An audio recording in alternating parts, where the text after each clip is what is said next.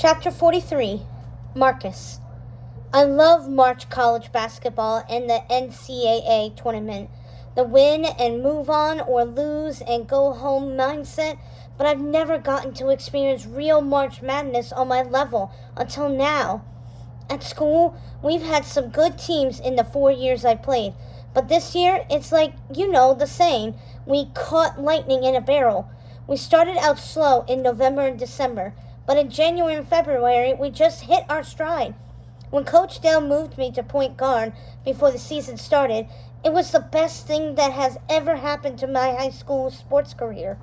I felt like I just took control of the team and helped those underclassmen like Garrison and Colby hit their strides.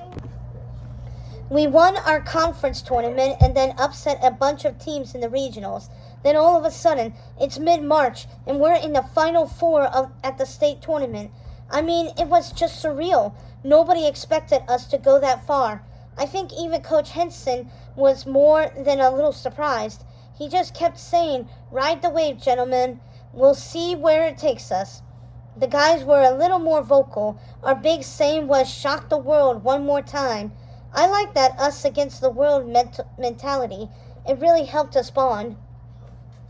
Thursday at school, we had a pep rally before we got on the bus to the state capitol for that night's game. Coach Henson had arranged it so that the athletic director, Mr. Pound, called us up one by one in front of the student body. That way, each of us got to be individually cheered for. Man, that was something. The senior section was just rocking when their fellow seniors were called up. Then it was time for us to get on the bus, get to the Capitol, have a pre-game meal, and do a shoot-around. The school arranged for several buses to take students down to the game, and a lot of the upperclassmen drove down. Mia went down with Hannah, Paige, and Leah. Luke told me that Miss Hawk told him and Ellie to go to the game and devote a whole yearbook spread to just the state championship tournament and all the stuff that went along with it. Thursday night, we played Lawrenceville, some team from down on the coast.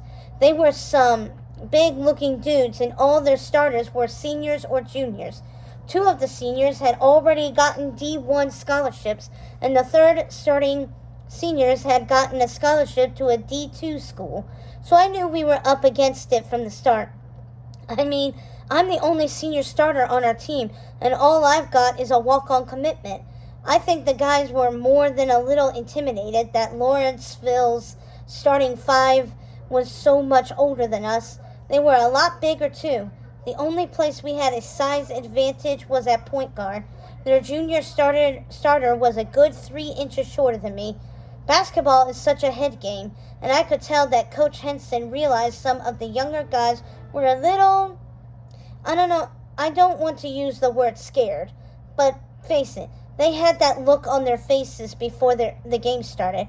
But right before we left the locker room to start the game, Coach said just the right thing to settle us down. Everybody out in the stands thinks we're going to lose. All the college scouts here think that's what's going to happen. But the best thing that we have going for us is that Lawrenceville's players think they've already won this game. They've read all the stuff in the paper and online about how great they are. They're just playing this game to get it out of the way before they play in their real game for the state championship game Saturday night.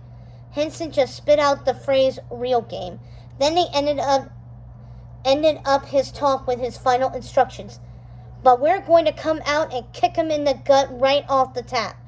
They're going to be 10 points down before they know it, because I believe in you guys.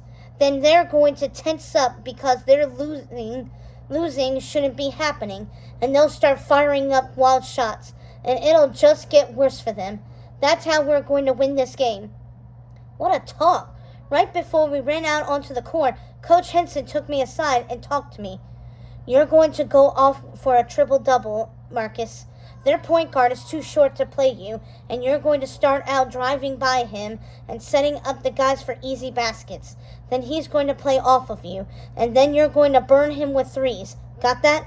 Then after a pause, he said, "Later on, when he's so screwed up in the head from what you've been doing to him, you're going to post up and shoot over him. and if you get doubled, you'll dish to one of the guys. It was like Coach Henson had the whole game planned out, and he was so confident in me that it made me feel like I was unstoppable, and the game went pretty much just like Henson said it would be. Lawrenceville's guys were all cocky when we shook hands before the tap. Sort of having this smirk on their faces, I got the ball off the tap, and I hit a streaking Garrison in stride for a slam. I picked their point on their first possession, and then it was my turn to slam one home.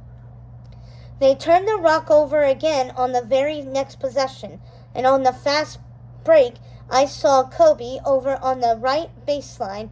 I dished it to him, and my man hit a three.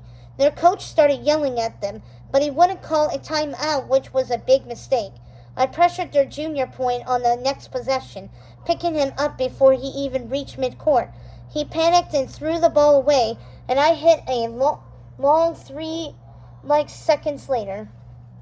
The guy was so out of it from his turnover that he left me free at the top of the key. We were up 10 at that point, and that's how many points we won by. We're playing in the state championship game Saturday night. Can you believe that? Oh, by the way, just like Coach Henson said, I got my triple-double, 20, 10, 12.